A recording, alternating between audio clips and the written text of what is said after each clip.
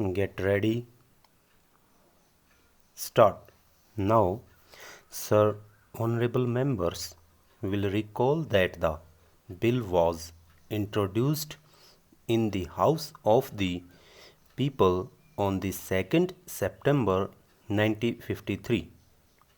It has had a long history, and in one form or another it has been before he published since the end of 1949.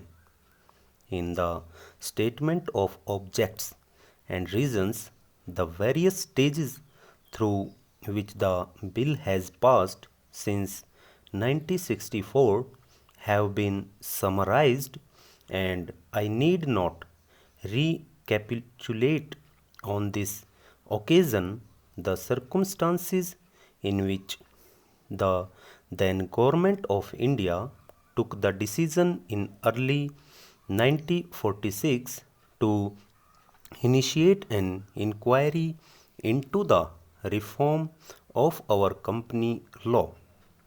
I would remind honorable members that between 1946 and 1948, the entire field of company law was carefully reviewed by two distinguished company lawyers who were appointed to recommend the broad lines on which the present act should be revised. Their recommendations were examined in the then Ministry of Commerce, and certain tentative departmental views which emerged were circulated in a comprehensive memorandum to all recognized trade and industrial associations, bar associations, the high courts, and the state governments. Stop. The, that brought us to the end of 1949. Many representations on this memorandum were duly received from chambers of commerce, trade and industrial associations, state governments, and the general public. At the end of 1950, the Government of India appointed a committee under the chairmanship of Sri Baba to go into the entire question of the revision of the Companies Act with particular reference to its bearing on the development of trade and industry in this country.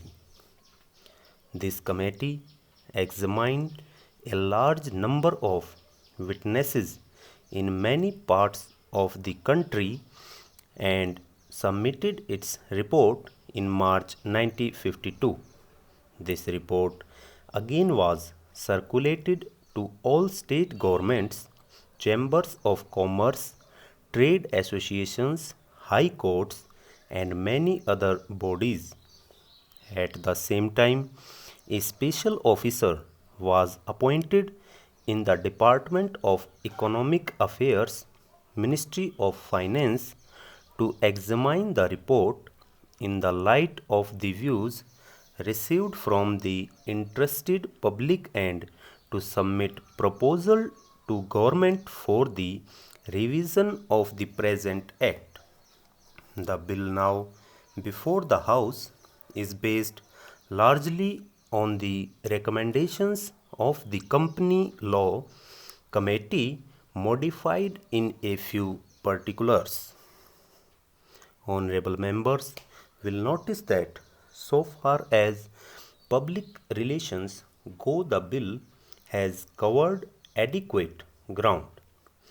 In a measure like the Companies Bill, however, which covers the entire field of the operations of joint stock companies, the limits of consultation and discussion can never be exhausted, and I would like to inform honorable members that although the bill was introduced in Parliament over 7 months ago. Our officers have been engaged throughout this period in further studies and informal discussions with the interests concerned, and on occasion I have also participated in such discussions. I have also given some further thought to some of the issue arising out of the bill, and I propose at the appropriate stage to bring before the select committee any changes in the provisions of the bill which seem to me to be worthy of consideration in the light of this further examination. No honorable members will have noticed that the bill contains 6 clauses and 12 schedules.